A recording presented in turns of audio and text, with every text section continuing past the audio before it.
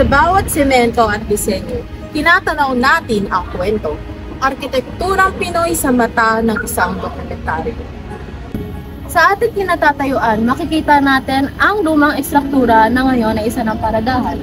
Ngunit, ano nga ba ang importansya at halaga ng estrukturang ito sa ating kasaysayan? Kaya atin natuklasin ang kasaysayan nito sa noon at ngayon.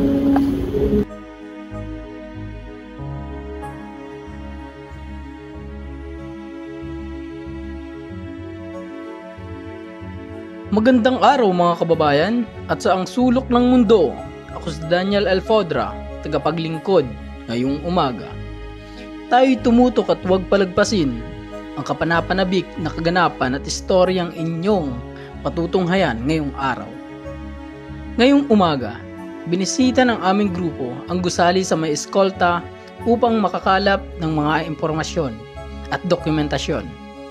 Ang Philippine National Bank, ito ay naitayo noong 1962 hanggang 1965. Kinikilala itong pinakapangunahing bangko na naglilingkod serbisyo sa gobyerno bukod sa Bangko Sentral ng Pilipinas. Sa kasamaang palad, ang kinikilala nating Philippine National Bank na ito ay naging isang abandonadong gusali. Noong 2015, the building sustained damages from a fire which led to the owner of the building, the Manila City Government, to demolish the building. The Manila City Government, under the administration of Manila Mayor Joseph Estrada, decided to demolish the building after it deemed the building structurally unsound. Ang may hawak ngayon ng PNB ay ang Heritage Conservationist. Ang nagdisenyo ng gusaling ito ay sina Carlos Arguelles at David Consunji, na kinikilala bilang isang magagaling na arkitekto ng bansa. The architectural style of the building is considered to be that of the international style, which is described to have complemented the climate and context of its immediate vicinity.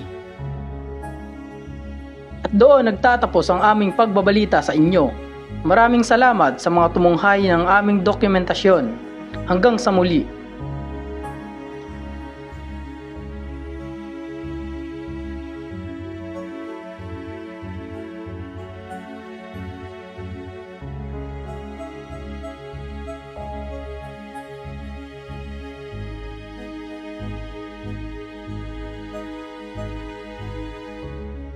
Salamat sa paglalakbay sa aming mga kwento ngayong kabanata ng ating pagtutuklas. Nagpapaalam at hanggang sa muli, maraming salamat sa pagiging bahagi ng kasaysayan ng arkitektura.